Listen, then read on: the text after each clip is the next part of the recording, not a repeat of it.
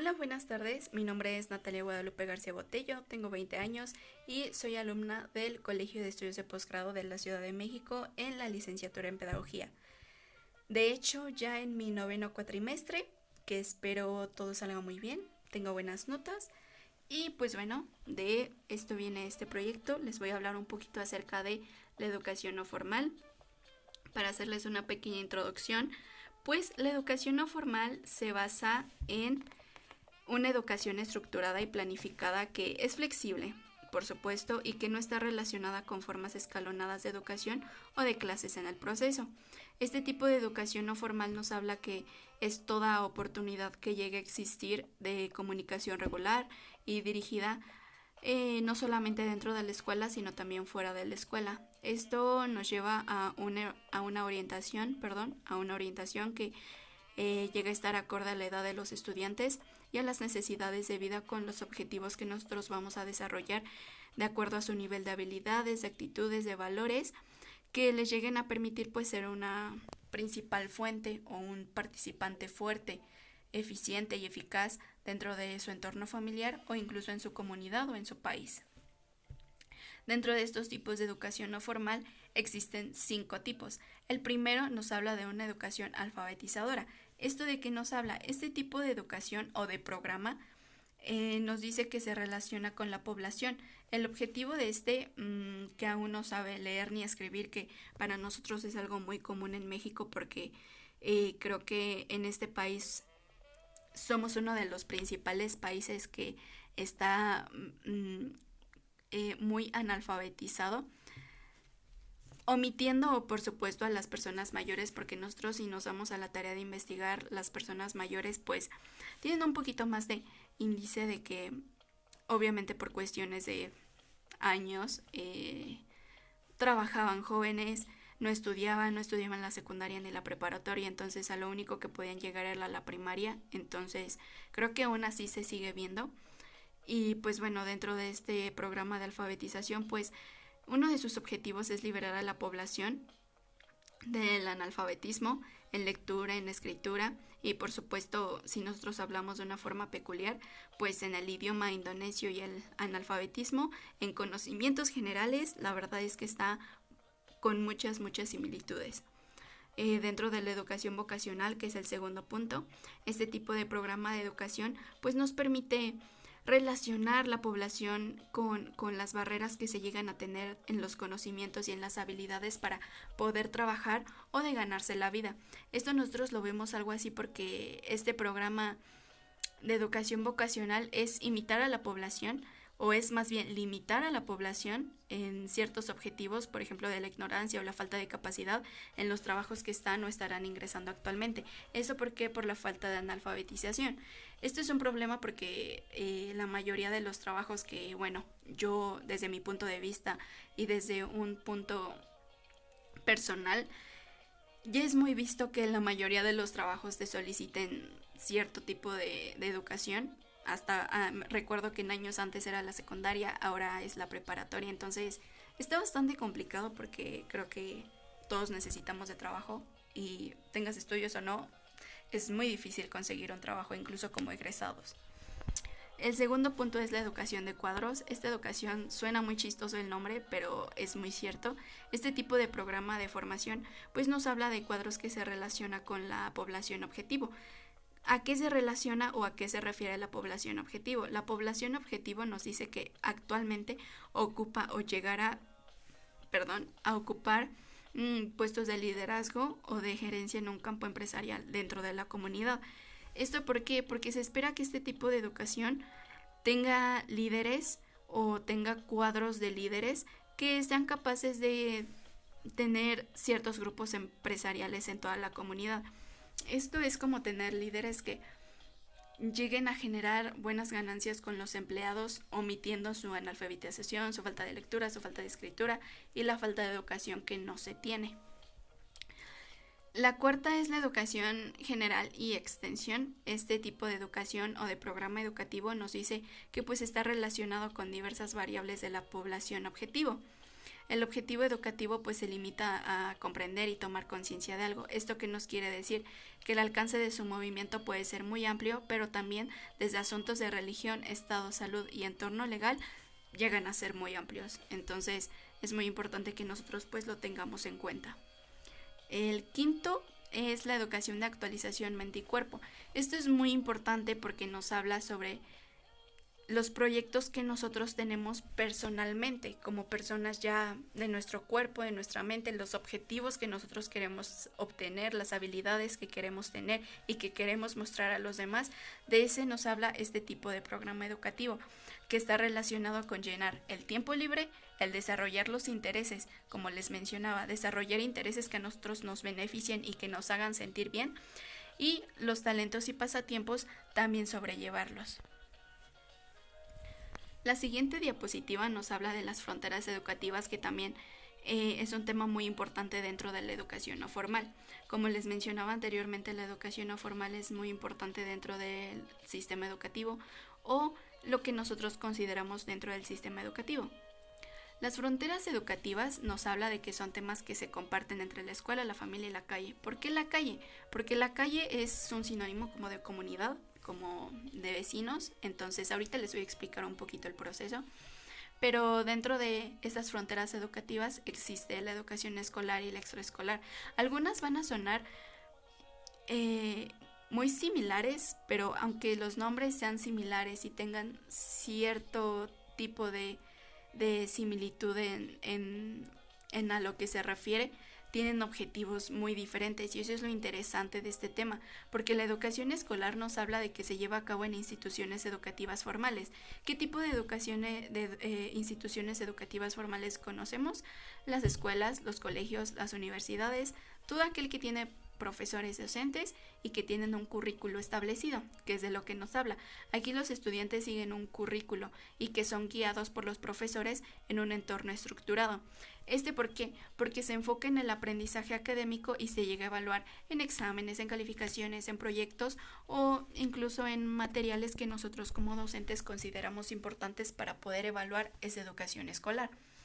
Ahora, si nos vamos por otro lado, la educación extraescolar nos habla fuera de las aulas. A eso se refiere, es un entorno fuera de las aulas. Es lo que nos habla sobre todo el aprendizaje que llega a ocurrir fuera del entorno escolar. Puede ser autodidáctico, puede ser a través de la experiencia práctica, el autodescubrimiento o mediante participación en actividades extracurriculares como deportes, arte, música, etcétera. También existe la educación sistemática y asistemática. Como les decía, puede sonar muy similar, pero la verdad es que no lo es tanto. La educación sistemática pues se basa en la planificación y en la estructuración cuidadosa de los contenidos.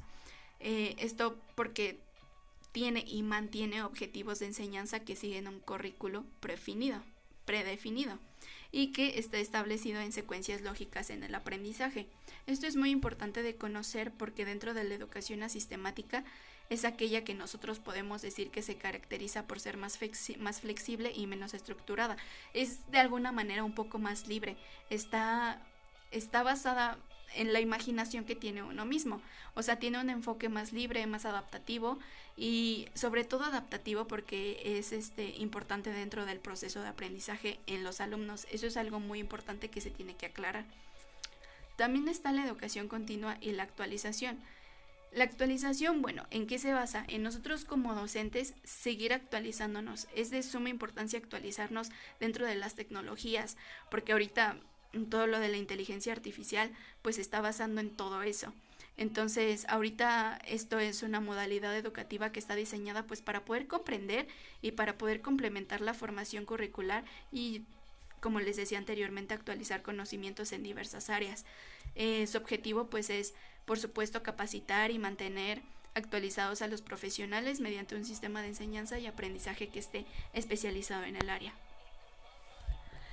Dentro de esto también entra el papel del pedagogo, que es muy importante. Si nosotros nos vamos a una definición mucho más científica, nosotros podemos decir que el papel del pedagogo pues es estudiar la historia y algunos aspectos de la sociedad para que nosotros podamos comprender cómo ha evolucionado la educación, así como los métodos, las condiciones de enseñanza, y además este papel del pedagogo, como nosotros, tenemos la obligación y es de suma importancia que nosotros, además de investigar, de planear y ejecutar, evaluemos programas y estrategias de educación. Esto con el objetivo de crear nuevos métodos de aprendizaje, nuevos métodos de enseñanza-aprendizaje que no solamente beneficien a los alumnos, sino que les den una facilitación a los docentes, porque desde luego nosotros muchas veces nos es muy difícil crear estrategias que ayuden a los alumnos a tener unos aprendizajes que les beneficien, no solamente durante un periodo pequeño de vida, sino durante todo el periodo de su vida y que lo puedan llevar a cabo. Dentro de esto también existe la educación formal. La educación formal es muy importante porque es la continuidad de la educación no formal. Entonces, dentro de este proceso de formación y de aprendizaje, pues es la que se imparte en instituciones educativas oficiales como las escuelas, los colegios y las universidades. La educación informal, pues es la que se refiere al aprendizaje que se obtiene de manera no estructurada. ¿A qué se refiere no estructurada? Que está fuera de los establecimientos educativos oficiales, o sea, no lo imparte ni la escuela, ni los colegios, ni las universidades, sino que estas habilidades se obtienen o se adquieren a través de experiencias cotidianas, como por ejemplo el trabajo, los pasatiempos y la interacción que tenemos socialmente. También está la educación presencial. Esta educación presencial pues es la que todos conocemos, ¿no? Este tipo de educación pues es donde vas a tu aula, te sientas y llegas a tener cierta interacción con tus maestros, con tus compañeros y aprendes de una manera más eficaz, es algo mucho más físico. Entonces es en tiempo real, los estudiantes asisten al aula física y conviven con sus amigos. También está la educación abierta. La educación abierta es muy importante porque pues es el conseguir que cualquier persona en el mundo sin restricción económica, sin importar su color de piel, su habla, su etnia o algo legal, pues pueda acceder mediante una conexión a internet. Entonces es algo que ahorita cotidianamente se llegó a dar por la pandemia, entonces creo que es algo que se va adaptando. Obviamente hay muchas cosas que todavía no conocemos, como les decía anteriormente, hay que actualizarnos dentro de toda esta plataforma porque hay cosas que llegan a surgir nuevas, entonces queremos ser de ese porcentaje de querer aprender cosas tecnológicas a ser de ese porcentaje que se queda atrás. Dentro de esto también está la educación lineal, que pues bueno, se trata de adquirir datos de la realidad, que sucede poco a poco a través de ciertas etapas como conocer, procesar y razonar.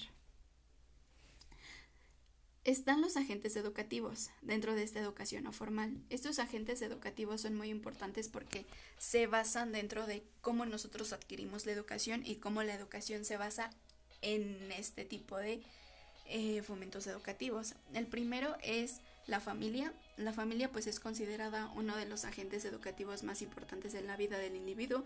Nosotros sabemos que desde que somos pequeños nuestra educación se basa desde la familia, entonces es muy importante tenerla en cuenta. El Estado también juega un papel muy importante porque pues para la educación es un punto crucial para poder garantizar que todas las personas tengan igualdad de oportunidades. Como lo decía anteriormente, la educación.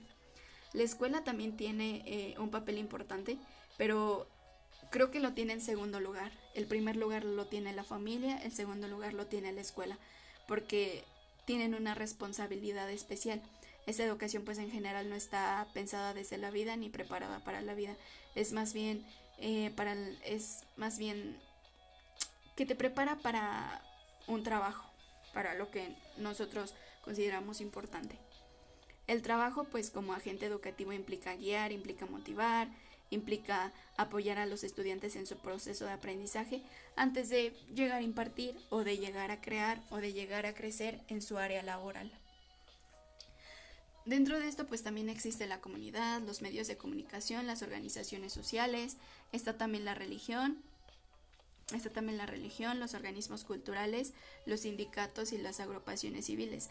Todos tienen mucho que ver porque son puntos importantes que nos ayudan y nos benefician dentro de la educación, que aunque nosotros queramos o no, juegan un papel muy importante dentro de la educación, nos enseñan, nos muestran y creo que son de suma importancia tenerlas en cuenta. Dentro de los ámbitos educativos está la educación y sociedad. Esta pues se basa en estar dentro de un instrumento fundamental, en permitir a los individuos desarrollar capacidades y para poder participar activamente en la sociedad, contribuyendo a la construcción de su identidad y de la integración social. Dentro de esto pues también entra la educación familiar, que ya lo decía anteriormente, es un tipo de formación informal porque no está en algo, no se enseña en un lugar formal, como lo decía anteriormente, las escuelas, los colegios o las universidades. Entonces pues esta se crea dentro de las bases y los principios que se tienen desde la niñez hasta la adultez y vejez. Los niños y jóvenes también es importante decir que reciben una educación de buena calidad y donde tienen más probabilidades de gozar de una buena salud del mismo modo, porque en mejores condiciones de aprender y completar su educación podemos decir que tienen más oportunidades laborales. Dentro de la educación y el trabajo pues están estrictamente relacionados, porque en el mundo actual aquí hay algunos puntos clave que, si hablamos de ellos, por ejemplo, la formación adecuada es esencial para las puertas en un entorno laboral. O sea, ahorita, como les decía desde un principio, ahorita lo que es la educación y el trabajo tienen mucho que ver, porque uno que recién se gradúa le cuesta un poquito conseguir un trabajo, o al menos donde no te pidan experiencia. Ya sería algo ganado para las personas que tienen terminada la secundaria y encuentren un trabajo donde les pagan no lo mínimo. Entonces tiene mucho que ver la educación y el trabajo. También la educación intercultural tiene mucho que ver, porque los educandos transmiten los conocimientos. Entonces, no solo de transmitir los conocimientos, transmiten las actitudes y las competencias culturales que llegan a contribuir en el entendimiento, en la solidaridad y sobre todo entre grupos étnicos, sociales y culturales, que permiten muchas oportunidades y que te permite desarrollar pasatiempos sobre todo.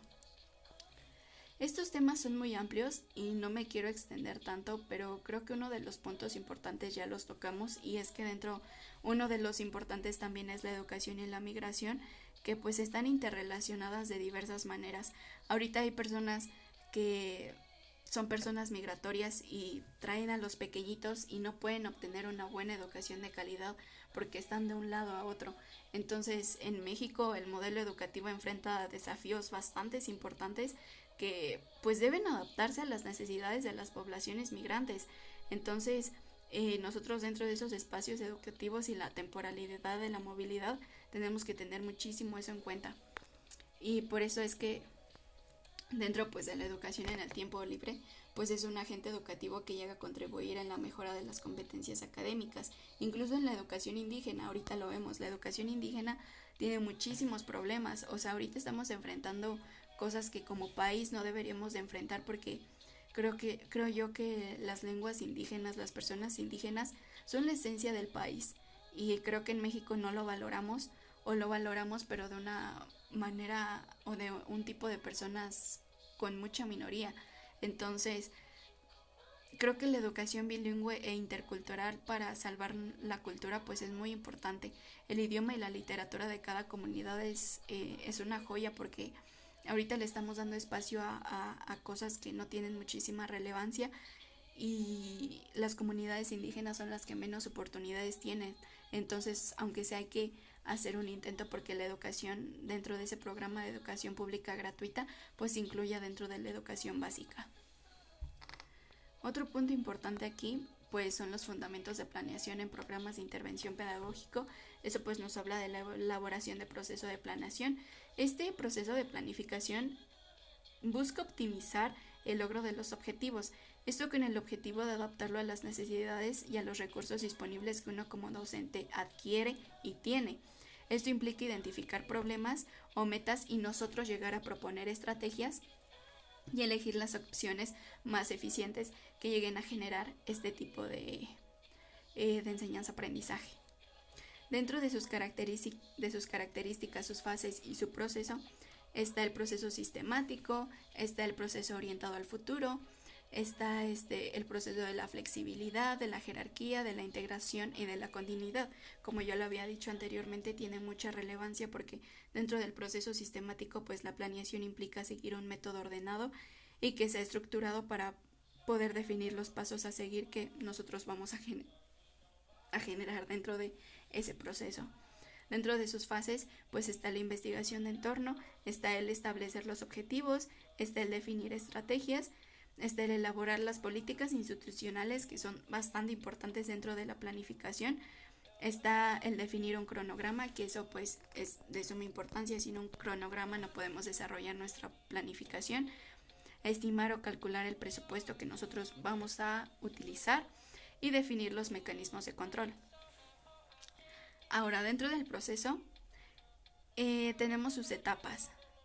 Algunas de sus etapas pues son muy importantes, pero en realidad se basan en el proceso que nosotros como planificadores o dentro de la planeación que debemos de tener para que esta planeación sea de una manera eficiente y se pueda desarrollar de manera efectiva. Dentro de la vinculación de proyectos con distintos elementos, como por ejemplo lo dice la segunda página, está la detección de necesidades. Esta detección de necesidades nos permite enfocar las debilidades y detectar las necesidades prioritarias de los alumnos en diversos contextos. Están los recursos humanos y los materiales, que son muy importantes porque, pues bueno, es los materiales que nosotros vamos a utilizar, por ejemplo, la naturaleza del programa, su origen y fundamento, sus metas, sus objetivos, su localización física, su metodología, etc. Dentro de este también está la temporalidad. La temporalidad es tener una orientación, no una orientación diferente, sino una orientación del tiempo que pues nos permita durar la intervención, que nos permita durar durante la intervención y qué métodos vamos a utilizar dentro de esa temporalidad, ya sea corto, mediano y largo plazo. Entonces, la estimación de tiempo que eso implica, pues como resultado obvio no es lo mismo de diseñar un plan a corto plazo de 6 meses a diseñar uno de largo plazo de un año. Entonces no tendría mucho sentido porque esto condicionaría de forma importante los objetivos que nosotros queremos desarrollar. Dentro del 5.3 está la selección o diseño de estrategias pedagógicas de la planeación. Esto pues se basa en la planificación pedagógica que, como nosotros sabemos, es de una importancia crucial, ya que su papel pues es garantizar una enseñanza efectiva y de alta calidad que permita una planificación pedagógica asegurando los recursos disponibles que se lleguen a utilizar de manera eficiente. Como último punto está la sensibilización, la organización y difusión de la planeación. ¿Nosotros de qué manera lo vamos a difundir? Bueno, la difusión de la planeación en las aulas, con nuestros directores, con los objetivos que nosotros vamos a desarrollar. Ese tipo de difusión pues se prefiere a la comunicación y a la coordinación que nosotros vamos a tener dentro de las actividades de planeación en diferentes niveles y en diferentes modalidades. Esto con el resultado de que la planeación nosotros debemos de tener en cuenta que pues es una herramienta esencial para poder definir el propósito y los resultados esperados que nosotros queremos obtener dentro de esta educación. Ahora, podemos decir que la educación no formal tiene mucho que ver, porque la educación no formal en sí nos habla de que es algo muy importante, es algo que nosotros debemos de tener en cuenta, tiene muchísimos fundamentos, tiene muchísima relación, entonces la educación no formal, como lo decía desde un inicio, pues es una educación estructurada y planificada que llega a ser flexible, que es independiente y no está relacionada con formas escalonadas de educación o clases en el proceso. La educación no formal es un conocimiento y formación de vida con el objetivo de nosotros desarrollar habilidades, actitudes y valores. Esa es la educación no formal. Ahora, ya que se acabó la presentación y es todo sobre el tema, les agradezco mucho la atención.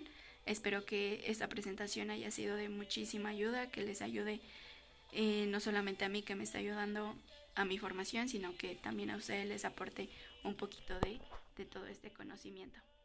Sin más que decir, les agradezco.